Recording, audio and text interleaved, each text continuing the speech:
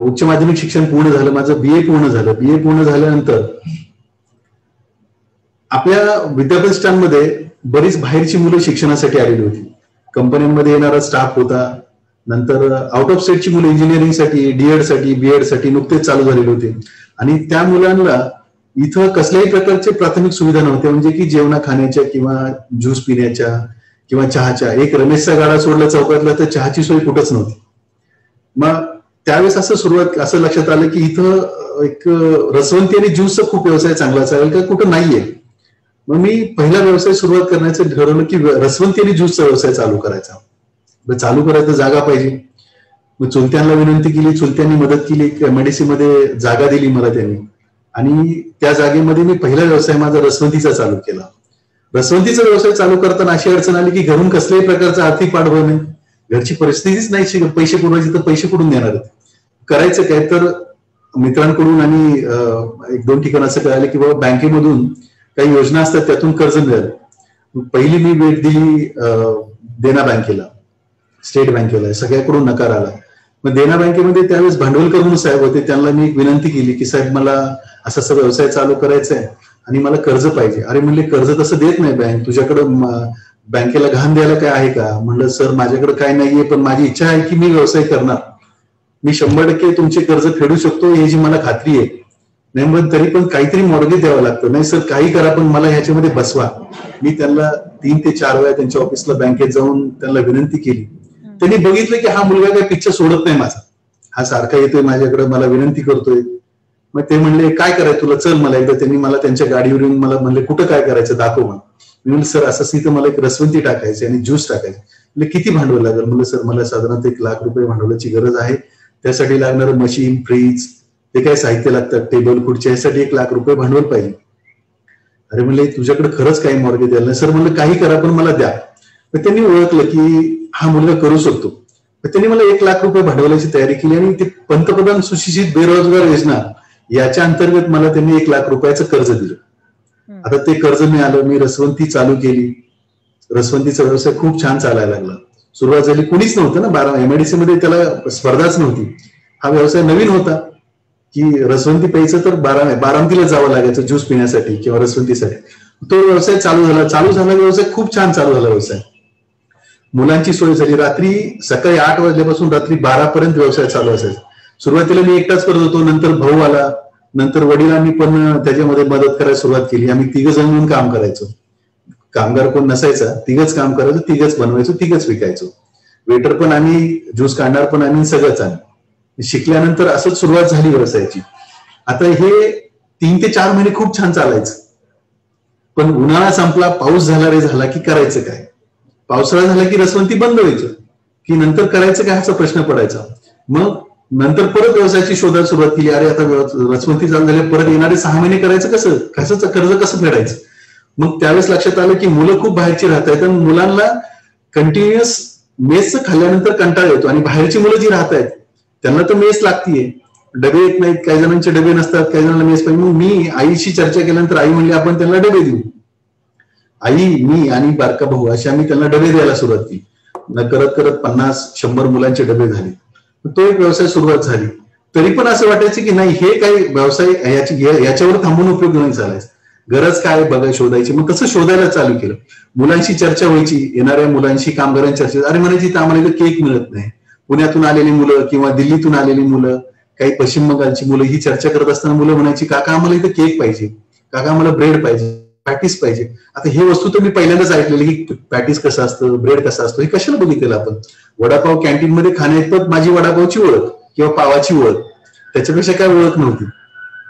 मग मी त्याचा शोध घेतला असता जिल्हा रोजगार केंद्र जे आहे आपल्या शिवाजीनगरला, त्याच्यामध्ये कोर्सेस चालायचे, शॉर्ट टर्म कोर्सेस 3 महिने 4 महिने. मग तिथं मी गेलो, चर्चा केली. तिथं जे काही व्यवस्थापक होते त्यांची चर्चा केलो. ते म्हणले आहे कोर्स एक असा 3 महिन्याचा बेकरीचा की ज्याच्यामध्ये प्राथमिक ओळख आणि थोडंसं शिक्षण दिलं की कोर्स मध्ये तुम्हाला बऱ्यापैकी बेकरीचं बनवता येईल. मग मी तो कोर्स केला 3 महिन्याचा. 3 महिन्याचा सुट्टीतला कोर्स केल्यानंतर बेकरी टाकायचा डिसिजन घेतला. पण परत मला अडचण आली लोनची. आता हे 4.5 ते 5 लाख फंड्स उभा करायचे कुठून, कसल्याही प्रकारचं एनी प्लॉट नाही, काही नाही. तर मी परत साहेबांना विचारलं, साहेब म्हणले अरे मला आता एवढं मोठं लोन नाही देता येणार तुला, 1 लाखापेक्षा माझं लिमिट नाही, त्यातलं पण तुझे पैसे बाकी आहेत, तर तुला मी 1 लाखापेक्षा याच्यापेक्षा लोन काही देऊ शकत नाही. आता ही अडचण सोडवायची कशी, तर त्या दरम्यान बारामती सहकारी बँकेत मी गेलो, तिथं चेअरमनशी चर्चा केली आणि नंतर ते पण म्हणले अरे मॉर्गेज लागेल, त्याच्याशिवाय काय करता येणार. त्यावेळेस अशोक काका देशमुखांना भेटलो, त्या माणसाने मला त्यावेळेस मदत केली काकांनी. आणि माझ्या वडिलोपार्जित शेती जी काय होती 3 एकर ती गहाण ठेवून 4.5 लाख रुपये लोन काढलं. आज जो काय आहे तो फक्त बँकेमुळे, म्हणजे व्यवसायामध्ये बँक किती महत्वाची आहे, कर्ज किती महत्वाचं आहे, हे त्यावेळेस माझ्या लक्षात आलं की तुमच्याकडे बँक पाहिजे तर तुम्ही मोठे होऊ शकता. ज्याच्याकडे बँक आहे, ज्याच्याकडे कर्ज फेडण्याची क्षमता आहे, तोच इथून पुढे व्यावसायिक होऊ शकतो किंवा तोच पैसे फेडू शकतो, तोच कर्ज व्यवसाय करू शकतो, हे त्यावेळेस लक्षात आलं. त्याच्यामुळे मी आजपर्यंत बँकेचं रेकॉर्ड किंवा बँकेचा ट्रॅक खूप छान ठेवला. म्हणजे 1 लाखाच्या लोन पासून आज 4 कोटीचं लोन असू दे किंवा 10 कोटीचं लोन असू दे, कधीही कुठली बँक नाही म्हणली नाही, तो ट्रॅक मी कायमस्वरूपी ठेवला. हे लक्षात आलं आणि हे सगळ्यांनी लक्षात ठेवावं की तुम्हाला कोणीही लोन देऊ शकत नाही बँकेशिवाय. उसने किंवा हात उसने ह्याच्या त्याच्याकडून व्यवसाय करून कर्ज घेऊन करता येत नाही. फक्त बँकच तुम्हाला मोठी करू शकते किंवा व्यवसाय करू शकता तुम्ही बँकेच्या जीवावरती. त्यावेळेस मी बेकरी चालू केली, 4.5 लाख रुपये लोन घेतलं आणि बेकरी चालू केली. खूप छान सुरुवात झाली. माझ्या लक्षात आलं की मुलांची गरज काय, काळाची गरज काय, कामगारांची गरज काय, त्यांना काय पाहिजे. त्यांना फक्त खारी ब्रेड पाव नकोय, त्यांना टोस्ट नकोय, त्यांना वेगळं पाहिजे. ते वेगळं मी देण्याचा प्रयत्न करायला सुरुवात केली. वेगवेगळ्या ठिकाणी भेटी द्यायला सुरुवात केली. जे पुण्यातले नामांकित बेकर्स आहेत, बेकरीवाले आहेत किंवा जे ट्रॅडिशनली बेकरी चालवत आहेत ते काय पदार्थ देत आहेत, की कॅफेजमध्ये काय मिळते, मुलांची गरज काय, त्या हिशोबाने वेगवेगळे पदार्थ बनवायला सुरुवात केली. जसं काय पॅटीसचे वेगळे टाइप्स असतील, केकचे असतील, पिझ्झा असतील, डोनेट्स असतील, जे बारामतीसाठी नवीन होतं. आणि सुरुवात माझी झाली ती फ्रेश क्रीम. बारामतीमध्ये त्या काळी फ्रेश क्रीम केक किंवा आपण ज्याला जसं म्हणतो मॉन्जिनीस केक म्हणायचे, आज पण लोक मॉन्जिनीस केक म्हणूनच ओळखतात. लोकांना केक म्हणलं की मॉन्जिनीस केक, तो केक द्यायचा प्रयत्न केला. तो केक फ्रोझन केक असायचा. ती सुविधा नव्हती आपल्याकडे की ते ट्रान्सपोर्ट मधून क्रीम आणायची. आता आज अशी परिस्थिती की घरोघरी केक बनतोय. आज या लॉकडाऊन मध्ये अशी परिस्थिती आली साहेब की प्रत्येक एक बिल्डिंग मध्ये 3-3 प्रत्येक मजल्यावर केक बनवायला सुरुवात झाली. म्हणजे इथपर्यंत इतकं छान प्रसार झाला किंवा इतकं चांगलं झालं केकचं. त्यावेळेस तसं नव्हतं. त्यावेळेस क्रीम कशी व्हीप करण्यापासून ते केक कसा बनवायचा इथपर्यंत काहीच नॉलेज नसायचं. त्यावेळेस 2 मुलं घेऊन मी व्यवसाय चालू केला बेकरीचा. ती 2 मुलं आज माझ्याकडे 18 वर्ष झालं काम करतायत. ज्या सुरुवात करताना जी कामगार होते ते आज पण माझ्याकडे काम करतायत. त्यांची मुलं आज चांगलं शिक्षण घेत आहेत, इंग्लिश मिडियम सारख्या शाळेमध्ये शिक्षण घेऊन काम करतात. या प्रवासात माझ्या असं लक्षात आलं की तुमचा व्यवसाय चालवण्यासाठी महत्वाचा जो कणा आहे तो तुमचा कामगार. तुमचा कामगार चांगला तर तुम्ही करू शकता, तुम्ही एकटे काही करू शकत नाही लक्षात आलं. मग त्यावेळेस पासून मी कामगाराला घरच्या प्रमाणे किंवा घरचा जो व्यक्ती आहे त्या टाईपचा त्याला दर्जा देऊन सांभाळायला लागलो. आणि त्याची फळं आज मी चांगली मला मिळत आहेत की कामगार माझ्याकडे खूप लॉयल आहेत. कामगार मालक म्हणून काम करतात, ते स्वतः ओनरशिप घेतात की नाही हे माझी बेकरी आहे, हे माझा व्यवसाय आहे असं म्हणून काम करतात. तर बेकरी चालू झाली, बेकरीचा खूप छान व्यवसाय चालू झाला. वेगवेगळ्या ठिकाणी भेटी द्यायला गेलो, परदेशात जाण्याचा प्रसंग आले बेकरीच्या निमित्ताने. तिकडे काय तंत्रज्ञान आहे. मग काळानुसार गरज वाढत गेली, जागा कमी पडायला लागली. आज मी एक नाही म्हणलं तर एक 10,000 स्क्वेअर फूटच्या प्लॅन मध्ये बेकरीचं काम करतोय आणि येणाऱ्या भविष्यामध्ये 30 ते 35,000 स्क्वेअर फूटचं काम चालू आहे बेकरीसाठीच. खूप चांगली सुरुवात झाली आणि काळानुसार बदल करत गेलो. सगळ्यात महत्वाचं काय की माझ्या बेकरीमध्ये दर 8 दिवसाला नवीन प्रोडक्ट असायचं, दर 8 दिवसाला नवीन काहीतरी इनोव्हेशन असायचं. माझं दिवसभराचं काम काय नवीन देता येईल, नवीन कुठं काय चाललंय याच्यावर शोध घेत राहायचा आणि ते द्यायचा प्रयत्न करायचा. आज जो माझा बेकरीचा व्यवसाय आहे इथपर्यंत येण्यामध्ये सगळ्यात पहिली महत्वाची गोष्ट नाविन्यता, कायमस्वरूपी नाविन्यता, वेगवेगळ्या प्रकारचे प्रोडक्ट बनवत राहणे, नाविन्य देणे. हे त्याच्यामुळे लोकांच्या लक्षात आलं की नाही ऐश्वर्या बेकरीमध्ये काहीतरी वेगळं मिळतं, रे इथं काहीतरी वेगळं असतं, इथं काहीतरी चांगलं खायला मिळतं. ही सुरुवात झाली. नंतर असं लक्षात आलं की आता बेकरी आहे, मग एकच बेकरीमध्ये तुम्ही सेल किती करू शकता, 2,000, 4,000, 5,000, 10,000. मग मी असं ठरवलं की नुकतीच मॉन्जिनीसची कशी चेन आली तशी आपली स्वतःची चेन असेल. मग मी ऐश्वर्या बेकरीची चेन चालू केली. आता ऐश्वर्या हे नाव कसं आलं, ऐश्वर्या हे नाव माझ्या बहिणीपासून आलं. माझी जी लहान काकांची मुलगी होती तिचं नाव ऐश्वर्या होतं. आता व्यवसायाला काय नाव द्यायचं, त्यावेळेस ती लहान होती. अरे म्हणलं तिच्याच नावाने व्यवसाय चालू करायचा ऐश्वर्या, म्हणून तिचं नाव दिलं. आणि त्या नावात एवढं सामर्थ्य आलं की त्या नावाने मला ऐश्वर्य दिलं. म्हणजे असं काही हे कुठली ऐश्वर्या बच्चन किंवा ऐश्वर्या रॉय या नावाने नाहीये, हे माझ्या लहान बहिणीचं नाव आहे ऐश्वर्या. बहिणी साहेबांना स्पेशली सांगितलं की हे नाव माझ्या बहिणीचं नाव आहे. तिथून सुरुवात झाली ऐश्वर्या नावाची आणि त्या नावाने ऐश्वर्या देण्यास सुरुवात केली. नंतर बेकरीची चेन चालू करायचं ठरवलं. आता बेकरीची चेन चालू करायचा त्याचा अभ्यास चालू केला की बेकरीची चेन कशी ऑपरेट होती, की फ्रँचायझी मॉडेल काय आहे, कशी फ्रँचाईज दिली जाते, ह्याचा सुरुवात केली, ह्याचा अभ्यास केला, काही सल्लागार नेमले आणि तशी सुरुवात केली. आज माझ्या बेकरीच्या 22 शाखा आहेत वेगवेगळ्या ग्रामीण भागामध्ये आणि माझं प्राधान्य राहिलं की हा व्यवसाय ग्रामीण भागातल्या मुलांना कसं फ्रँचाईज देता येईल, कमीत कमी पैशामध्ये त्यांना कसा उद्योग निर्माण करून देता येईल ह्याच्यावरती काम आहे. वहिनी साहेब, एक सांगावं असं वाटतं की हा व्यवसाय ज्या ज्या मुलांना चालू करून दिलाय की साधारणतः 8 ते 9 लाख रुपयामध्ये हा व्यवसाय चालू होते एक आउटलेट्स, आणि दर महिना त्याला 50 ते 60 हजार रुपये निव्वळ उत्पन्न मिळते. म्हणजे त्याचं हे 8-9 लाख रुपये गुंतवलेले 1.5 वर्षामध्ये त्याचा आरओआय आहे. म्हणजे 1.5 वर्ष त्याला मूळ गुंतवणूक परत नाही. म्हणजे एवढा चांगला व्यवसाय मला तर नाही वाटत की 1.5 वर्षात तुमचा आरओआय आहे. इतका छान व्यवसाय हा. मग त्या मुलांचे माउथ टू माउथ पब्लिसिटी वाले, आज मी फ्रँचाईज घेतली, आज मला पैसे राहत आहेत, उद्या मी माझ्या नातेवाईकाला सांगितलं, असं करत करत 22 शाखा झाल्या.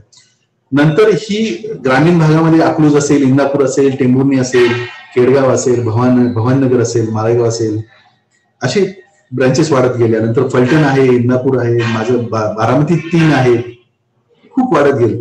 त्याच्यानंतर ठरवलं नाही आपण आता पुण्यात उतरायचं. मग पुण्यामध्ये मी वडगाव शहरीमध्ये जागा घेऊन एक छोटंसं पेस्ट्री किचन चालू केलं आणि पुण्यामध्ये एक इमिनंट बेकिंग प्रायव्हेट लिमिटेड म्हणून बेकिंग कंपनी चालू केली.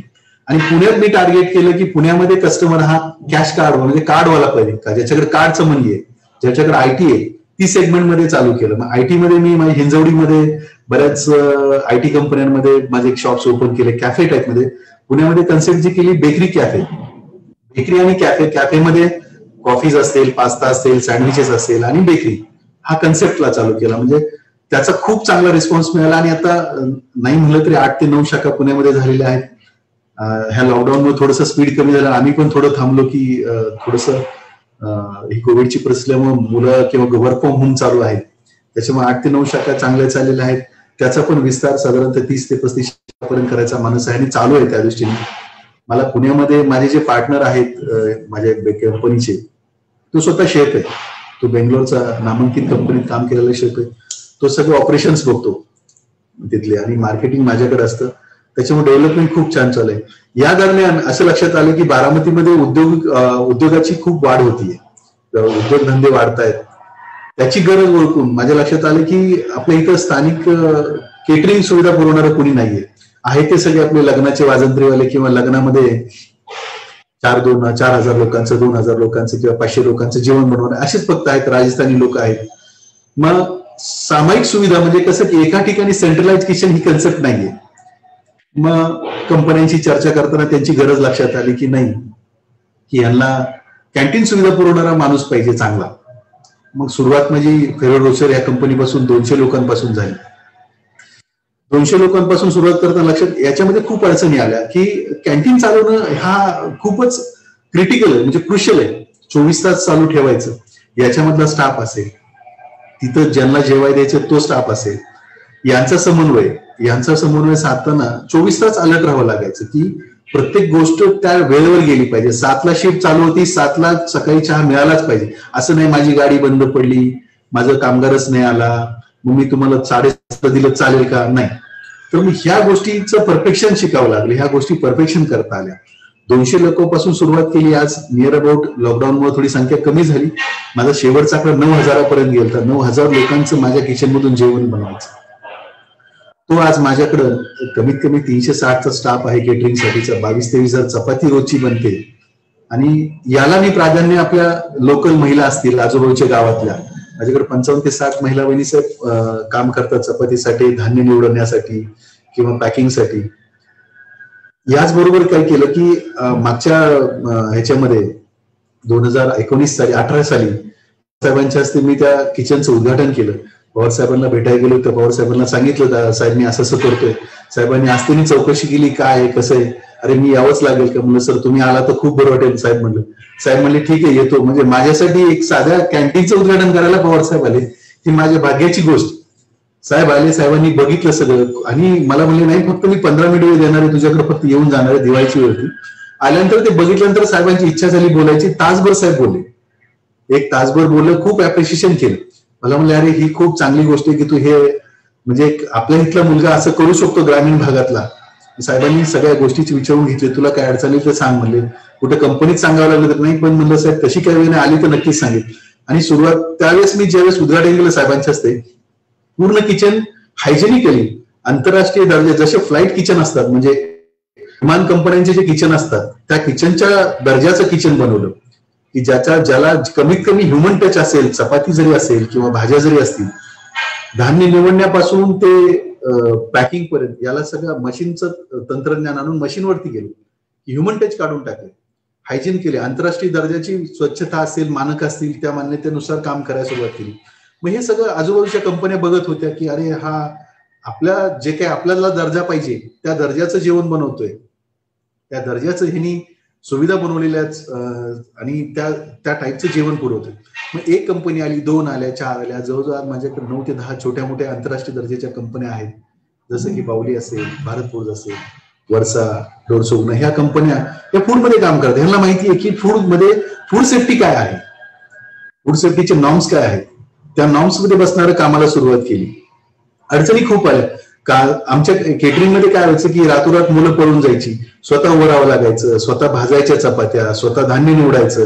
स्टाफची आपल्याकडे सगळ्यात मोठी अडचण येते टेक्निकली स्टाफची, किंवा हा जो अर्धकुशल कामगार आहे त्याची. तर त्या अडचणी सोडवताना असं लक्षात आले की यांची राहण्या खाण्याची सोय केली की माणूस राहतोय.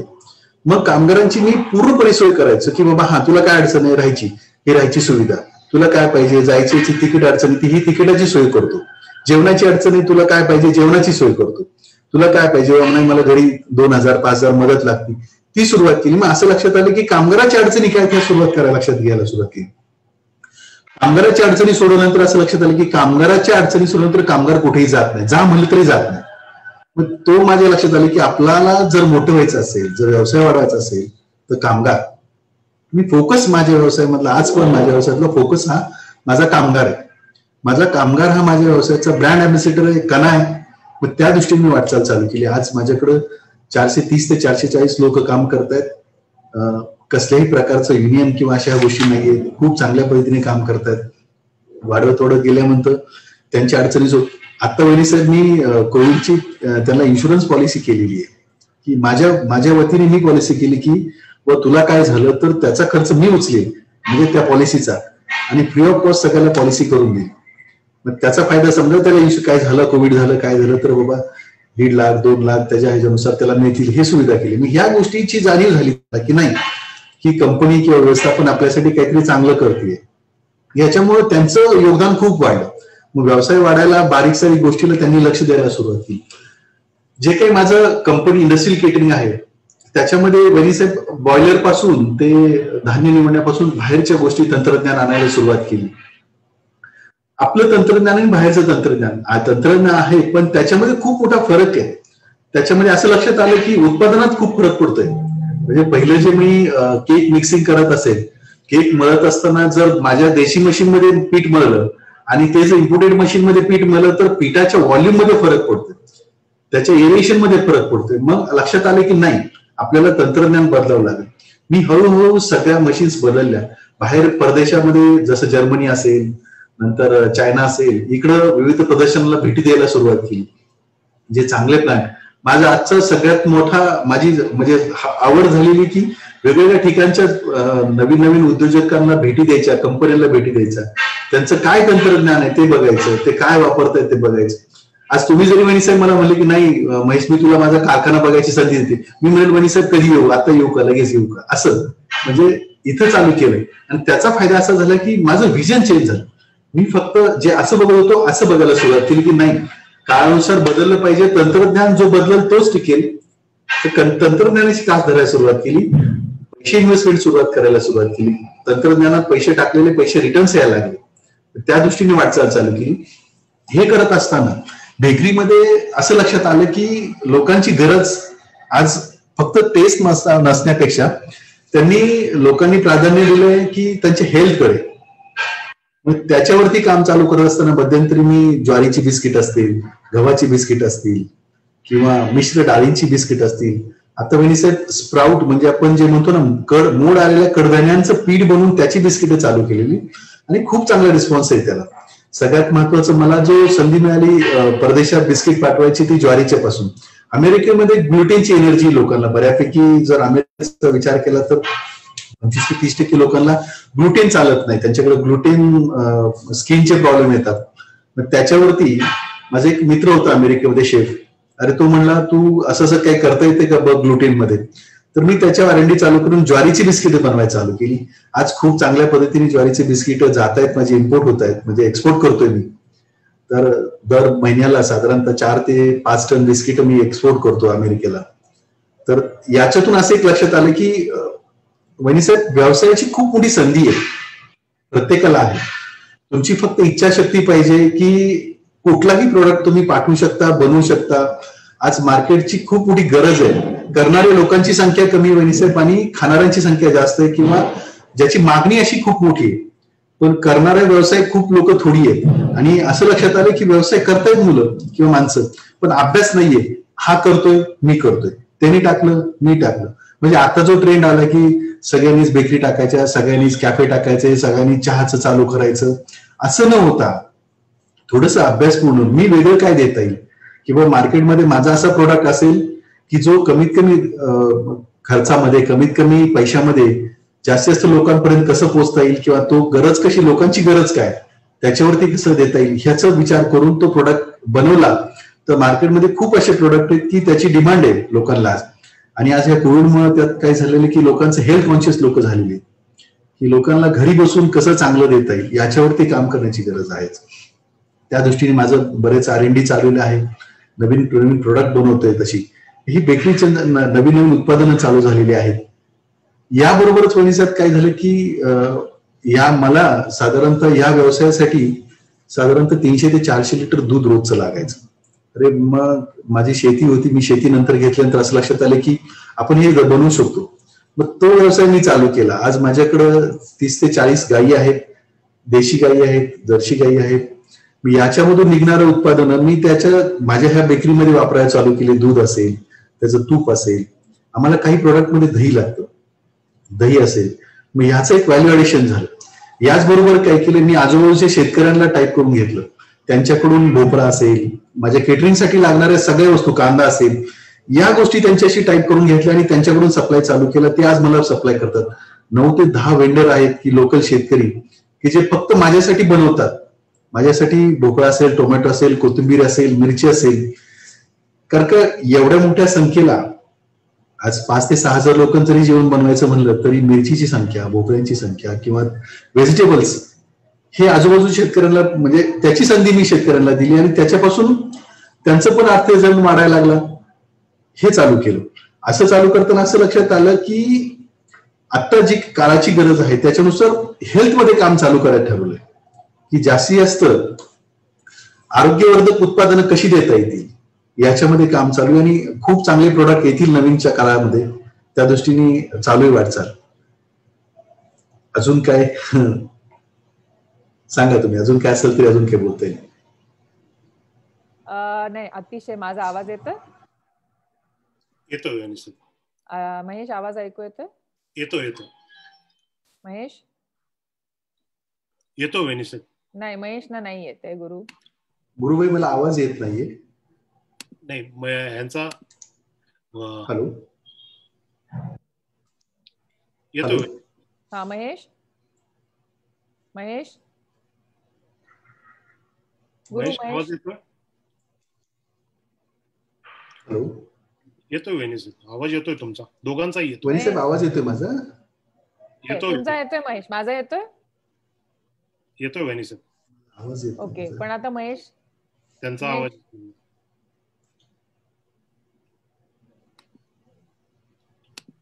महेश, माझा आवाज येतोय? आवाज येत नाही मला, तुमचा आवाज येत नाहीये. गुरु, महेश ना आवाज जात नाहीये. महेश, तुमच्या इथं सेटिंग बघा ना काय.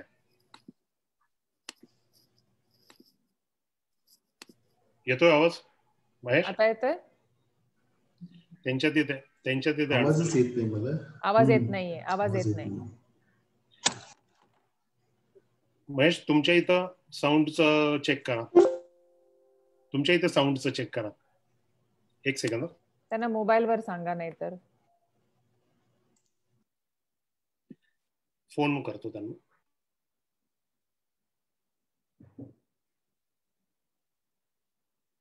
मगाशी आवाज जात होता माझा त्यांना. हो हो येतोय. तुम्हाला तुमचा येतोय सगळ्यांना. नाही नाही, पण महेशनी मला बोलायचंय ना. एक सेकंद. येतोय आवाज? माझा आवाज जातोय पण तुमचा आवाज येत नाही. माझा येतोय महेश?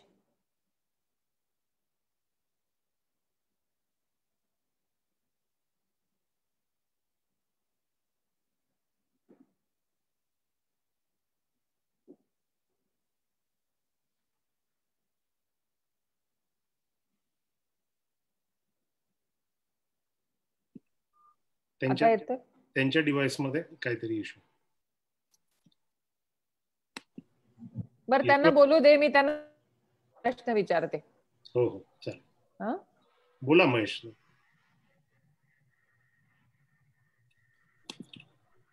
बोला ना Mahesh.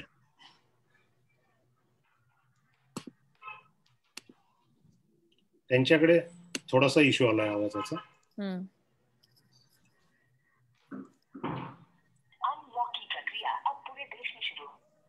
Hello Mahesh.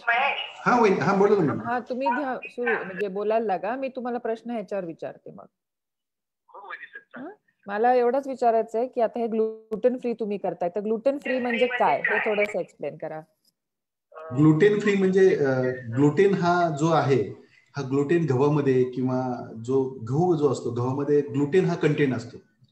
Gluten content काय करते, तुमची स्ट्रेचेबिलिटी वाढवतं प्रोडक्टची. त्यांना घ्या ना स्क्रीनवर. ग्लुटेन कंटेंट तुमच्या प्रोडक्टची स्ट्रेचेबिलिटी वाढवतं. तो स्ट्रेचेबिलिटी वाढवण्यासाठी ग्लुटेन असतो. हा ग्लुटेन जनरली गहू असेल किंवा बार्ली असेल याच्यामध्ये आहे. ग्लुटेन नाही कशामध्ये, आपली नाचणीमध्ये ग्लुटेन नाहीये, ज्वारीमध्ये ग्लुटेन नाहीये. हे ज्वारी सगळ्यात बेस्ट प्रोडक्ट असेल ग्लुटेन फ्री असणारा तो ज्वारी. पण ग्लुटेन प्रोडक्ट का खावे?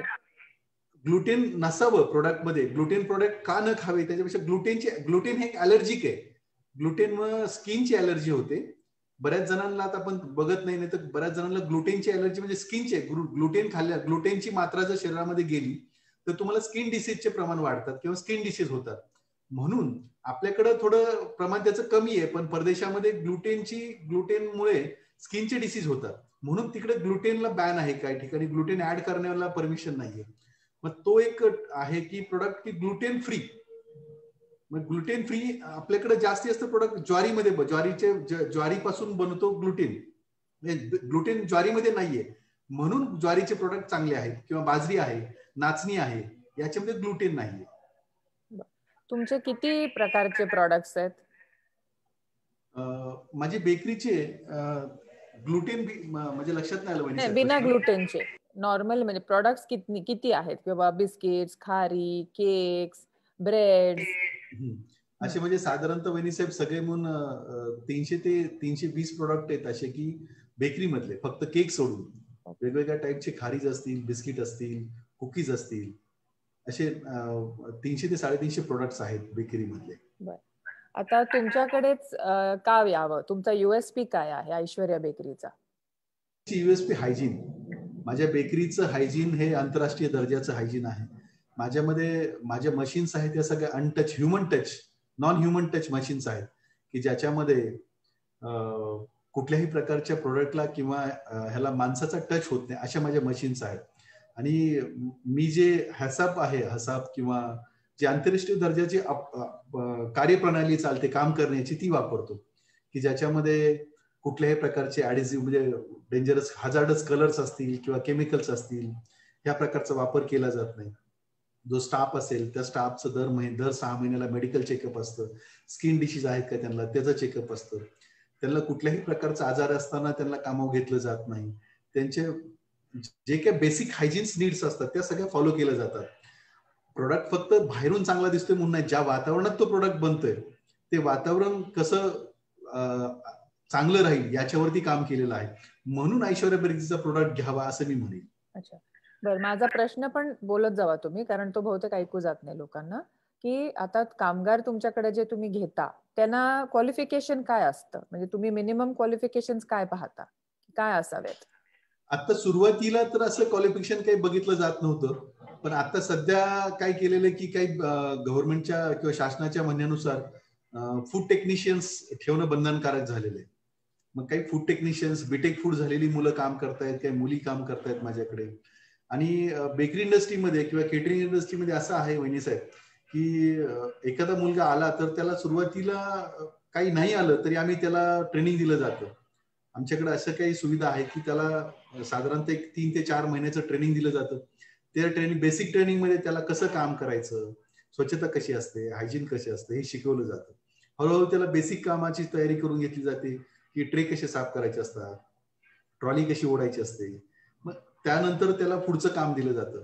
म्हणजे बेकरीमध्ये थोडंसं असं आहे सध्या की कुशल कामगार मिळत नाही. सगळ्यात मोठी वानवा आहे ती कुशल कामगारांची. तर कुशल कामगार आम्ही आमचा बनवतो, त्याला सांभाळून ठेवतो, त्याला शिकवतो आणि त्याला पुढे घेऊन जातो. मग त्याच्यामुळे मला कुशल कामगारांची अडचण येत नाही, कारण मी तो स्वतःच बनवतो. अच्छा, पण म्हणजे याचा अर्थ आपल्याकडे सध्या अनस्किल्ड लेबर आहे, त्यांना आपल्याला स्किल्ड पाहिजे आहे, त्यांना ह्या ज्या गोष्टी आहेत, समजा बेकरी असेल याच्यातलं सगळं त्यांनी माहिती, कारण आमच्याकडे कसं होतं आता महेशजी, मुलं असतात, त्यांना नोकऱ्या पाहिजे असतात, तर कुठे काम करावं, कुठेतरी नोकरी लावा. अरे पण कुठे, तुला काय येतं, तरच आम्ही त्याला त्या ठिकाणी योग्य ठिकाणी नोकरी लावू शकतो. आता तुमच्याकडे जर नोकरीला लावायचं म्हटलं तर त्याला थोडंफार तरी समजा बेकरीचा जर अनुभव असेल किंवा थोडाफार शिकलेला असेल तर तुमच्याकडे गेल्यावरती त्याला ट्रेनिंग मिळाल्यावरती तो अतिशय उत्तम कामगार होऊ शकतो. असं म्हणताय, असं तुम्हाला कंटिन्यू करतो की काही मुलं आता आपल्याकडे, आपण विद्याप्रतिष्ठान जे त्यांचं फूड सायन्स कॉलेज चालू झालंय त्याच्याशी MOU केलेला आहे. त्यांची मुलं माझ्याकडे येतात, काम करतात, ट्रेनिंग घेतात, पुढे जॉब पण करतात. TC कॉलेज आहे, शारदानगर आहे. ह्या कॉलेजचे जे ज्या शाखा चालू झाल्यात त्यांनी नवीन चालू केलेल्या आहेत फूड प्रोसेसिंग मधल्या, तर त्यांची मुलं, त्यांच्याशी मी MOU केलेलं आहे, त्यांच्याशी टाईप केलेलं आहे. त्यांची मुलं माझ्याकडे येतात, शिकतात, त्यांच्याकडे शिकून माझ्याकडे काम करतात. त्यांना तसंच मी कामाला पण ठेवलेलं आहे किंवा त्यांना रोजगार पण दिलेला आहे. अच्छा, ओके, बर. दुसरा माझा एक प्रश्न आहे की आता मला असं वाटतं बऱ्याच जणांना तुम्हाला प्रश्न विचारावेसे वाटत असतील, परंतु हे थोडं टेक्निकल ह्याच्यामुळे मी प्रश्न विचारतेय, की आता ह्या कोविडच्या दरम्यान सर्वच व्यवसाय अतिशय, सर्वांनाच म्हणजे मंदी आलेली आहे, लोकांचे बिझनेसेस डाऊन झालेले आहेत, तर तुम्हाला तसा काय अनुभव आला का या कोरोनाच्या या 6 महिन्यामध्ये? हो वहिनी साहेब, आला. याच्यामध्ये मला असं लक्षात आलं की लोकांची क्रयशक्ती कमी झाली, लोकांचं उत्पन्न कमी झालंय, लोक पॅनिक झालेत, अरे उद्या माझं काय होईल. मग लोकांनी खर्च कमी केलेला आहे, लोक घरातून बाहेर पडत नाहीत, खातायत लोक, असं नाहीये, पण जो माझा पहिला 100 रुपये व्यवसाय तो आज 50 रुपये व्यवसाय होतो. मग याच्या दृष्टीने मी काय चालू केलं, मी आता ऑनलाईन प्लॅटफॉर्मवरती जातोय की बाबा लोकांना घरी कसं मिळेल, हा प्रोडक्ट माझा घरी कसा मिळेल. माझं लवकरच अमेझॉनवरती येत आहेत किंवा पुण्यामध्ये माझे झोमॅटोला प्रोडक्ट्स आहेत. नंतर बेकरी मधले काही 2-3 वेबसाईट्स आहेत ज्या सप्लाय करतात, तिथं आहे. आता बारामतीमध्ये पण झोमॅटो चालू आहे, त्याच्यावरती पण आहेत. या पद्धतीने कामकाज चालू केलेलं आहे की लोकांना कसं घरी दिलं जाईल याच्यावरती. हा, तुम्ही म्हणला, तुमचा प्रश्न असा आहे की कोविडमुळे काय फरक पडला, तर कोविडमुळे 100% फरक पडलेला आहे. लोक सांशक आहेत बाहेरचं खाण्याला, की अरे मी बाहेरचं खाऊ का, त्याच्यामुळे मला काय होईल का. तर त्या कोविडसाठी आम्ही खूप सेफ्टी सध्या चालू केलेली आहे. जे काही उत्पादनं बनवतोय, जे स्टाफ घेतोय, त्यांच्या सगळ्या प्रकारच्या जे काही प्रिकॉशन्स असतील त्या प्रिकॉशन घेऊन काम केलं जातंय. अशा प्रकारे काम होतंय सध्या. अच्छा, पण हा व्यवसाय सगळा तुम्ही स्वतः एकटे पाहता का तुमच्या सोबत तुमचे कोणी फॅमिली मेंबर्स पण आहेत त्याच्यामध्ये? या व्यवसायामध्ये मला माझ्या कुटुंबाची खूप मोठी साथ मिळालेली आहे. या व्यवसायात माझी पत्नी असेल, माझा भाऊ असेल, भावाची पत्नी, माझे वडील, माझी आई सोडून माझं कुटुंब हे माझे फॅमिली बिझनेस आहे. माझा फॅमिली बिझनेस. आज इथपर्यंत येण्याच्या प्रवासामध्ये माझ्या कुटुंबाची साथ मला खूप भक्कम मिळाली. माझी पत्नी असेल किंवा माझा भाऊ असेल, यांची साथ खूप मोठी मिळाली. बरोबर. हा आता एक प्रश्न आहे, महेश सर, व्यवसायात स्थिर होताना आपण हे कसं आहे पुढे करायचं? हा प्रश्न दिसत नाहीये मला, मयुरेश. हॅलो नाविद. हा, महेश, माझा आवाज येतोय ऐकू? हॅलो महेश. हॅलो महेश. हा म्हणे सर. हा, प्रश्न असा आहे की नाविद पठाणनी प्रश्न विचारलेला आहे की व्यवसाय स्थिर होताना, तुम्ही पाहताय का? मी वाचला प्रश्न तो नाविद हा सरांचा. हा हा. तर असं झालं होतं, मला परदेशात जायचं होतं. आता मी शिक्षण माझं कला शाखेतून झालेलं, इंग्लिश माझं तोडकं मोडकं. आता माझं कसं होईल? पहिली व्हिजिट झाली माझी चायनाला. चायनामध्ये गेल्यानंतर लक्षात आलं की अरे मला तर इंग्लिश येत नाही, हा पुढचा चायनीज बोलतोय, त्याला काय मी बोलतोय, मला काय बोलतोय, मी त्याला विचारायचो की हे मशीन कशी चालते, तो त्याच्याच भाषेत बोलायचा. मग असं अनुभव आला की इंग्लिश थोडं तरी आलं पाहिजे, भाषा थोडी तरी आली पाहिजे. मग त्या दृष्टीने तिथं इतके मजेदार किस्से झाले की मला लक्षातच यायचं नाही की तो काय म्हणतोय, मी काय म्हणतोय. तो त्याच्या भाषेत बोलायचा, मी माझ्या भाषेत बोलायचं. मला इंग्लिश तोडकी मुडकी बोलायचो, त्याला ती करायची नाही. मग असं लक्षात आलं की इंग्लिश आली पाहिजे, थोडी का होईना पण इंग्लिश आली पाहिजे, बोलता आलं पाहिजे, समजलं पाहिजे. त्या दृष्टीने मी थोडेसे प्रयत्न केले नंतरच्या काळात आणि त्याचा फायदा झाला. बरोबर आहे. म्हणजे तुमचं सगळ्यांना सांगणं आहे की इंग्लिश ही आज खरं तर काळाची गरज आहे आणि प्रत्येकाने इंग्रजी हे शिकलं पाहिजे. कारण व्यवसायामध्ये जसं आता मी नेहमी सांगत असते की आम्ही टोयोटाचे जेव्हा इंटरव्ह्यूज घेत असतो त्यावेळेला उत्तम गुणवत्ता असते मुलांची, 96-98% मार्क असतात, परंतु त्यांना इंग्लिश न आल्यामुळे त्यांना प्रेझेंटेशनच करता येत नाही आणि मग तिथे ते मार्क खातात, इंटरव्ह्यू मध्ये ते फेल होतात.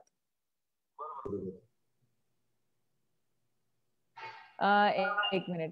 नवीन बिस्किट बनवतात पासून आयडिया कशी मिळाली आणि कोणकोणते कडधान्य वापरतात आणि कोणत्या कंट्रीमध्ये एक्सपोर्ट करतात?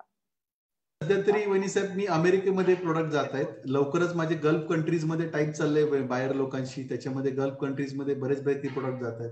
कडधान्यामध्ये मेनली आता फक्त जी कडधान्य स्प्राउटेड आपण नवीन चालू करतोय मी. स्प्राउट मध्ये मटकी असेल, फुलगा असेल, या दोन आणि तूर आणि मुगडा, म्हणजे तूर आणि मूग या चारीचं ज्याला मोड चांगला येतो, ज्याला स्प्राउट म्हणतो आपण, तो स्प्राउट चांगला होतो. त्या स्प्राउट पासून कुकीज आता सध्या खूप छान चालल्या त्या. तर सध्या मी इथं नाहीत करत, त्या सध्या बाहेरच पाठवते, आपल्या इथं काही दिलेलं नाहीत अजून त्या. बर. आणि आपल्याकडे आता बारामतीमध्ये आपण म्हणालात किती आहेत आपल्या बेकरीज? बारामतीमध्ये वहिनी साहेब माझी बारामती MIDCत एक आहे, सूर्यनगरीत एक आहे आणि बारामती शहरात एक आहे. फक्त बारामतीमध्ये 3 आहेत आता सध्या. अच्छा. आणि मग आपण परदेशात देखील काढायचा काही आपला मानस? परदेशात देखील बेकरी ओपन करायच्या काही आहेत का विचार? संधी खूप आहेत, पण असं लक्षात आलं की आपल्या इथंच इतक्या देशामध्ये संधी आणि राज्यामध्ये किंवा आपल्या पुणे जिल्ह्यामध्ये इतक्या संधी आहेत, तिथपर्यंत पुरता आपल्याला नाकीन होईल एवढ्या संधी आहेत वहिनी साहेब. म्हणजे बाहेर जायची गरज नाही, इतक्या संधी आपल्याकडेच उपलब्ध आहेत. फक्त त्याच्याकडे तुम्हाला एक प्रश्न आलेला आहे की कुलदीप आणि पृथ्वीराज विचारतायत की फ्रँचाइज देण्याबद्दल काय आपलं मत आहे का? आहे ना, फ्रँचाइज सध्या माझं फ्रँचायझी मॉडेल खूप छान चालू आहे. मी देतोय फ्रँचायझी. आता मागच्या आठवड्यात लॉकडाऊनच्या आधी माळेगावला एक फ्रँचायझी ओपन झाली, लॉकडाऊन मध्ये पहिली फ्रँचायझी ओपन झाली आणि सध्या उरळीला एक चालू कामकाज आहे, नंतर हडपसरला एक कामकाज. फ्रँचायझी चालूच आहे वहिनी साहेब, फ्रँचायझी मॉड्यूल चालूच आहे, त्याच्यावरती चालू देणं चालू आहे. बर. ओके. अजून तुम्हाला काही शेवटचा एक प्रश्न माझा की आपल्या सर्व आमच्या जी तरुण पिढी आहे जी त्यांना एकतर थोडीशी दिशा हवी असते, तर त्यांना आपण काय एक शेवटचा एक सल्ला द्याल की कष्टाला शेवटी पर्याय नाही आणि व्यवसायाची सुरुवात तुम्ही 1-2 कामगारांच्या पासून सुरू करून जवळजवळ आज तुमच्याकडे 400-450 कामगार आहेत, तर खचून न जाता मुलांनी एक त्यांच्या पुढे एक ध्येय ठेवलं पाहिजे, तर आपलं त्याच्यावरती काय एक मत? एक म्हणणं राहील की मुलांनी, तुम्ही माझ्या ऑफिसमध्ये लावलेले ड्रीम बघितलं पाहिजे, स्वप्न बघितलं पाहिजे. Big dreams, bold action and massive result. तुम्ही स्वप्न मोठी बघितली पाहिजेत, त्या दृष्टीने वाटचाल केली पाहिजे आणि मग रिझल्ट पण तसाच येतो. हे माझं म्हणणं आहे की तुम्ही स्वप्न बघा, ईर्ष्या जागृत करा, पेटून उठा की नाही मला मोठं व्हायचंय, मला पैसे कमवायचे, मला काहीतरी कमवायचे, मला काहीतरी आयुष्यात करून दाखवायचे, मी सर्वसामान्यासारखं जगणार नाही, मला काहीतरी वेगळं करून दाखवायचं. हे प्रत्येकाने जर ठरवलं तर नक्कीच यश मिळेल, असं नवीन पिढीला माझं सांगणं राहील. अच्छा, तर आपल्याला अजून काही सांगायचं आहे का? ओके, चालेल. आपण मी आता बोलू ह्याच्यावर का ह्याच्यावरच बोलू? नाही ह्याच्यावर बोलते. माझा आवाज येतोय? सगळ्यांना आवाज येतोय? महेश तुम्हाला आवाज येतोय?